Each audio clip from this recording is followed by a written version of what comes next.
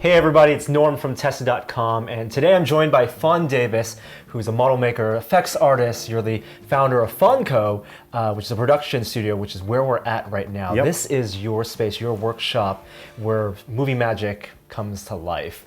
We want to talk today to you a little bit about model making, about effects, practical effects. You're a friend of Adam's. You guys both worked at ILM. Yeah. I'm sure you have a lot of stories about him. Sure. Some I won't tell on camera. Yeah, No, I'm kidding. exactly. But you've made a business out of practical effects and doing production in a world where we see so much special effects, digital effects. Yes. And it's a very different business than when you first started 20 years ago. Absolutely. Can we start there? So like your pedigree and what you worked on and how you got started? Yeah. It was actually about 25 years ago. My first feature film was Nightmare Before Christmas. And it was actually a really incredible opportunity because there was a goal on that movie for Henry Selick, the director, to do absolutely everything in camera like practical. So there was no compositing. They actually did what they call DXing, where they double expose film. Wow. So they'd shoot the scene, rewind the film, and then line up the next element and actually shoot that on the same piece of film. So it was that kind of introduction to filmmaking that I got. It was really a good foundation for everything that was going to happen over the next few years. And what did you do specifically on that film? Was it model making, was it animation? Yeah, I was a miniature set builder for that. So it was a way for me to transition, because I always wanted to be a model maker since I was a kid, and it was a way for me to transition from set construction, which is what I did before that movie, to miniature set construction and then into model making. That's kind of a natural good path. segue. Yeah, Scaling down that all first happened while and I was then working on that stuff. And then from Nightmare Before Christmas, you worked on James and the Giant Peach. Yep. Yeah, we did James the Giant Peach. That was 5 years with Disney on those two films, and then worked at Industrial Light and Magic for 10 years after that. Wow. And but we did Star Wars, Pearl Harbor, Starship Troopers was a lot of fun. Boy, it was a lot of movies. In my career, I've done over 30 feature films now. Wow. Yeah. And it's fun because, like you were saying, the technology has really played a huge role in every movie, and it's different on every single movie. The new technology is evolving all the time. So we've done, I've had the advantage of, in my career, being able to work on the strictly practical movies to completely CG movies. Like when I was working for Disney after Industrial Light and Magic, I was with Image Movers Digital, and we did everything was all CG on those films. So I was in the art department for that. Can you give us a sense back then, 25 years ago, what that model shop was like, working on something like Nightmare Before Christmas, and what the skills were required, and when you came into it, what were the things that people were doing? Yeah, Nightmare was very interesting because everything was very, it was all hand done. A lot of the techniques and tricks and stuff that we used in fabricating the sets and the props and the models were all actually drawn from live theater. Bo Henry was the construction coordinator on that, and he had a lot of background in stage work. So, there was a lot of interesting techniques for texturing things and paint tricks, and all the backgrounds were painted just like you would if you were doing something on stage. They did do all those things in film, of course, but a lot of the stuff that we did there was actually theater-based. So it was a lot different than what we ended up doing at other studios. And then moving on, you've talked about this before, and Adam's talked about this, technology kind of changed your business. Oh, yeah. And so when was the first time you really got a sense that things were really changing? Just from a model making standpoint. Yeah, I mean, well, I just entered into the model making industry, and Steve Golly was this legend in model making. He was actually on one of the original Star Wars trading cards, building a Star Destroyer. And I had that card, and he started working for us at Skellington Productions on James and the Giant Peach. When Nightmare Before Christmas came out, Jurassic Park came out that same year. Oh, yeah. We were actually up against them for Academy Award. It was not great timing. And Terminator 2 had just come out, and those were both really huge, kind of groundbreaking computer graphics movies. And Steve Golly we called it slumming it. He was coming from Industrial Light and Magic and working with us at Skellington. And he said to me, he says, Fon, you chose the wrong career. You've got to study computers. You got to get out of model making. It's over. It's what Phil Tippett says. That's what it felt like at the time. You saw Jurassic Park and you were like, oh man, it is. It's over. This is the way they're going to do things You're from here on extinct. out. Yeah, but it turned out that wasn't really the case. And not not only did it happen a lot, did it actually never happen, but it, like the process of computer graphics taking over a good chunk of the industry even took a lot longer than anyone expected. I actually, and because of that conversation, I did study computer technology, and I did start, I bought a PC. I traded in my Commodore 64 for a Pentium. And when I got to ILM, they had a laser cutter. And that's when I started to learn how to use my study of computer technology in the fabrication of real objects. That was technology that really changed everything. It did, and it was great timing that we started to integrate technology into fabrication, because we were competing directly with the computer graphics department for projects. And then hybrid visual effects came about during that whole transition as well. Can you explain what that means and what type of shots are hybrid? Yeah. Well, to give you an idea, when we started at ILM, they didn't have a network connection from the model shop to its own computers. So we had 4 computers. We actually took floppy disks from one computer to the next, and a lot of the company, we would get animatics on VHS from Skywalker Ranch. We wouldn't get the Maya files, and so there was this huge disconnect between all the different departments that now were using computers. Like, a lot of people thought people in the model shop didn't use computers, so they never really thought that we needed that connection. But it wasn't until Attack of the Clones that we actually developed a pipeline where we would get the Maya files from Skywalker Ranch, and we would translate those into plans for our build crews in the model shop and for laser cutter, CNC, all that stuff. We would hand off our files to the computer graphics department, and they would have then a guide so that when they built their computer models, they would match ours perfectly. Right. And of course, sometimes it went the other way. We would get computer models from the computer graphics department. But it would all start with the animatic.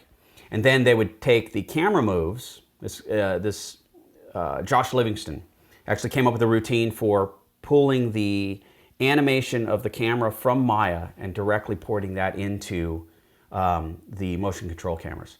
I'm sure I'm making that sound way easier than it is. It was amazing, because we would actually build the models, we'd take them out to stage, we'd line it up with the camera, and then they would bring in the animation for the camera, and we'd have our move. And then they would take that shot and they'd line it up with what they did in computer graphics, and everything would line up perfectly.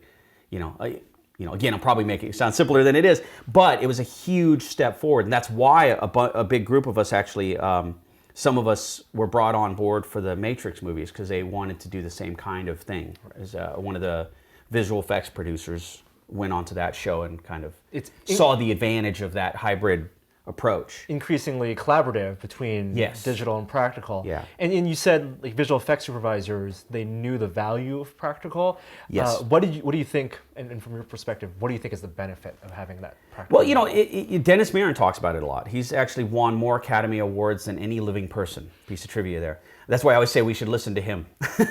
But he understands it, because he actually came from practical and moved into CG. And he is always talking about the need to have something physical for the computer graphics artist to draw from. Because when you photograph an apple next to a glass, you can create that in CG, and you think it might look right, but you're not really sure, because you haven't seen an apple next to a glass in that lighting, with that camera, with that lens. The real world is infinite computational power. Yeah, exactly. So, Dennis Muren actually talks about how a computer artist can fool themselves into thinking they've nailed it, mostly because they've run out of time or budget, and they just think that's as close as they can get, and that's good enough. But the human brain is actually much more difficult to trick than I think most people give credit for. And so bad visual effects are the ones that you can spot. A good visual effect is one you don't even know is happening. And that's what having that, like, even just having reference, it doesn't even have to be something in the final shot, having the physical reference of something real kind of helps the computer artist to really nail that look. Not that they're not talented enough, and not that, if you pour enough money on something that it wouldn't eventually work, but you just get there a lot faster. And you talk about Muren as someone who worked from practical and went into digital, as a lot of people like you also do. Yes. And did. Do you see people going the other way now? It does seem like it's come full circle. Yeah. And it's taken a long time. This also has taken longer than we had hoped. And it's funny, as more and more people work on the computers, you've seen a whole shift culturally, in not just in film and motion pictures and art, but just in the real world. People spend so much time on the computers. People are actually itching to do something with their hands. You know, and that's kind of brought about a whole, like Make Magazine is a good example of that, because that magazine exists because people really, really want to make things with their hands. You know, and the same thing is kind of coming around in the motion picture industry. There are a lot of people that now practical effects have not been as utilized as computer effects for so long that people really want to step away from the computer and they want to see something. Now that's new. You know, now that's something really unique. It's increasingly interdisciplinary. Yes. You have to learn a little bit of everything. You talk about being a generalist. Yeah. And back in the day, that wasn't the case. Yeah. And that's what we thought. I mean, just from a industry perspective, it's one of those things that a lot of us have talked about. We were waiting for it to happen because, you know, it's like you have two tanks of water filled up with each discipline and they have a tube connecting. They eventually have to level out to where you're just doing it to where it makes sense. You use each tool for the right job. Because there's certainly things that you would do in computer graphics you would never attempt in practical. But then there's also a lot of things that you really should be just shooting in camera and not attempting in CG, because you're going to chase it or you're going to spend a lot of money. And I think money is what's going to actually drive the move back to practical, because it's so much less expensive in so many cases to shoot practical. It's something that people don't always understand when you're making a movie. It's all about constraints. You're Yes. building for constraints. Oh yeah. It's not Yeah. like a passion project where you can spend infinite number of hours working on one thing. That's true. We actually always say if you could take away the budgets and the schedules, we just call it play. Right. You know, because it really is. It's fun stuff, but that's what makes it work. The fact that you have to find these really efficient ways to do all these amazing things. You have to make it look like you spent a lot of time without actually spending that time on it. So someone who saw the new technologies like laser cutting and vinyl decal cutting and stuff like that, and what are those technologies now that excite you? There's so much. There's so much. You know, like I said, my timing in the industry has been. I feel very fortunate because of course, every director wants to play with the new toys, and wants to push innovation. You know, especially people like George Lucas, Bob Zemeckis, James Cameron. These are all people pushing technology forward because they want to do something new, something different. And because of that, I've had the advantage of being able to work in performance capture. With 3D scanners are pretty fun, and 3D printing, of course, has kind of revolutionized certain parts of the industry. None of them are the shiny red buttons that the salespeople, of course, would tell you they are, because they're selling tool for the right equipment. job. But yeah, there's certainly uses where you want to have that technology at your fingertips, and having so many choices really kind of makes our jobs easier, because we are always pushed to go faster and cheaper and but still maintain quality. You talked about learning tricks from people like Lauren Peterson and the masters people from the Island Model Shop. And back in the day, it was like a process where you were apprenticed and you learned from them. Yeah. And these days, it's much easier to learn. It's something that you're a big proponent of. Oh, absolutely. I would actually describe this industry, and one of the reasons why I love it so much is because I love variety. You're always a student. I do lectures, I do teaching now, because I am also wanting to pass on a lot of what I've learned. And the thing that I've always said is never stop learning, never stop studying, because things are always changing. You always need to grow and adapt, and there's always something you haven't done yet. That's what I love about it. But yeah, the training part of it is very interesting, because it's not something I was originally doing, and a lot of people weren't really doing, because the culture surrounding model making, it was such a kind of coveted set of trade secrets that no one wanted to reveal any of those things, and you would actually be blackballed for sharing those secrets. So but with things like Make Magazine and kind of the culture around art changing the way it has, it's made it almost embarrassing not to share tricks. And you can see it. You could see it in forums. You could see it in conversation and at shops. Like, you would be frowned upon for keeping a trade secret now. So everything has come, full circle there and flipped around, and it's actually really, really great, because it's bringing new energy and new people into the art of doing practical effects. Everyone benefits. Yeah, and that's something that I think that there was a misconception that if you taught everyone how to do this stuff, they would then steal your job. Right. But what you actually do is if you teach everyone to do it, more people are doing it, more people are excited about it, and it actually brings the whole industry up as a whole, because there's just more energy around it. It's not as mathematic as people think. So you built up your own shop, your own studio, Fonco here. Can you tell us a little bit about what you do here? And yeah, basically, it's kind of funny. My studio started like many studios, like Adam's, in his basement. Mine started in my basement in San Francisco, and I would just do little side jobs, because our industry, you're brought in for a project, and then you're done and you go home. So there was that freelance nature of the business that kept us needing a facility of our own to do work outside of whatever companies we work for, just to get our own clients. And I started with just model making. And then, the natural evolution of that was to start doing design work as well. Because of the computer technology and having to design things to build, and also working on crews. Once you start heading up crews, you have to describe what it is people are building. So then you find yourself designing it. And we always say you get everything from a napkin to a blueprint from a client. So you don't ever, design becomes a part of the process. So when I built the studio here, I bought a piece of property here in Marin and built out the studio. We included an art department. So we have an art department and a model shop. And we started doing a number of projects and in trying to diversify what we do for both the love of diversification, but also the necessity of wanting to tap into other markets in a down economy. We ended up on a project where we were doing some stop motion for the Super Bowl, some Brisk commercials. Yeah. We did the Brisk machete and M&M. Yes. So we actually designed everything here. We built everything here, and then Tersh Hunter did the puppets in another location. And then we shot all that in a stage in San Francisco.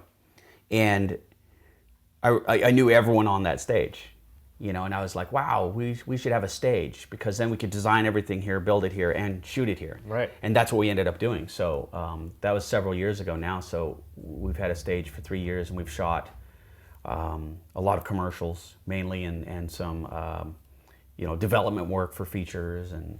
And stop motion, because you worked on stop motion 25 years ago. Yeah.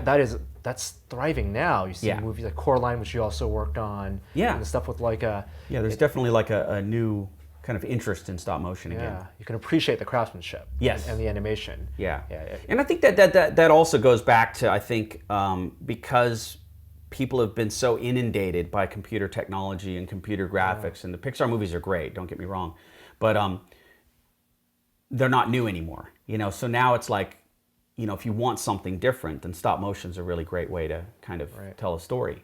And there's something really great about the handmade quality of it.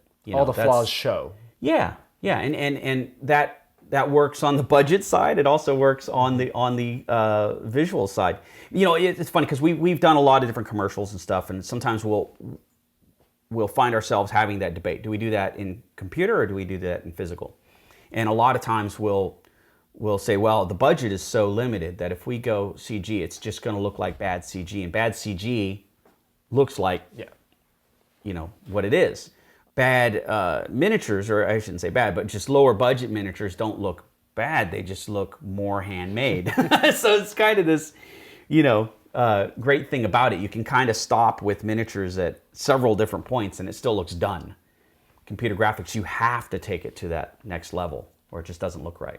Now you got to tell me about MoReve, because we walked into a set up on the hill that is the inside of a mech. Yeah. And this is something I've seen at Maker Faire. You've been there, you have a giant scale model of it, and it's a passion project for you. Yes, it is. I've actually been working on it for a number of years. I think 2007 I might have started on it. I used to do a lot of prop replicas and stuff like this. This is a debate that I've had with Adam and a number of other people, whether we should spend our time spending, doing other people's designs. And so I decided at a certain point I wanted to, if I made an R2-D2, it belongs to George Lucas, essentially. I can't sell it, I can't shoot it, I can't, I'm still making one, but I can't use that for anything but just my own personal enjoyment.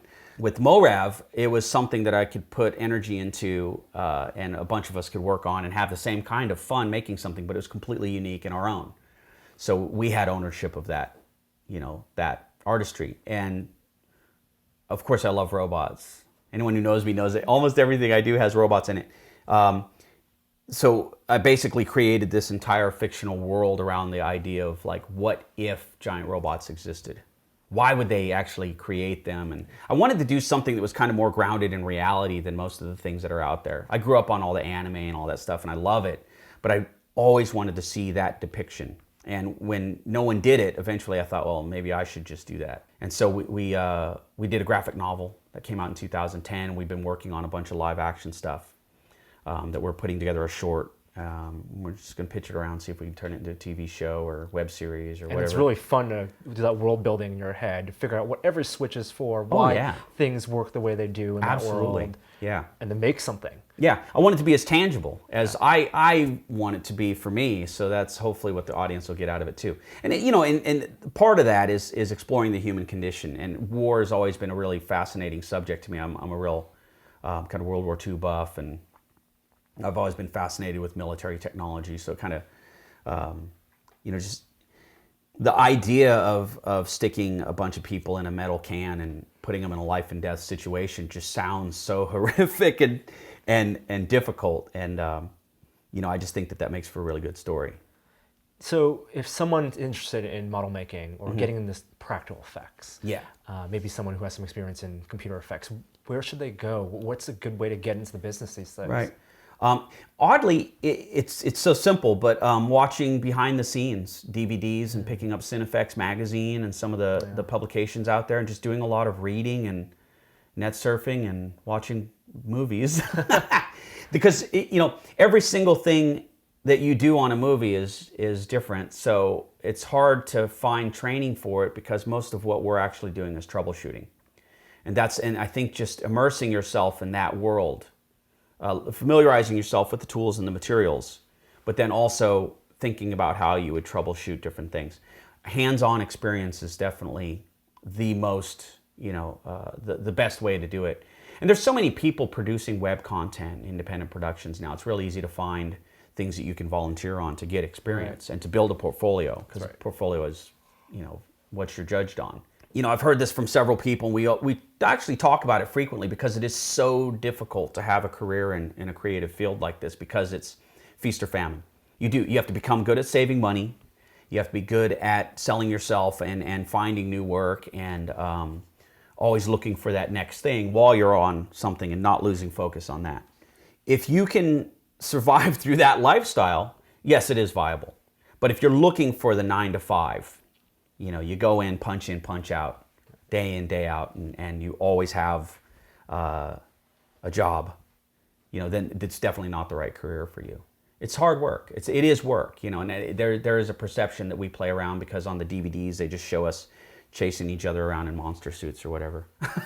but it is hard work. If you're willing to do that, if you're willing to study, if you're willing to work hard, if you're willing to work in teams and actually finish what you start and all that, then it's a very, very rewarding field, and it is viable.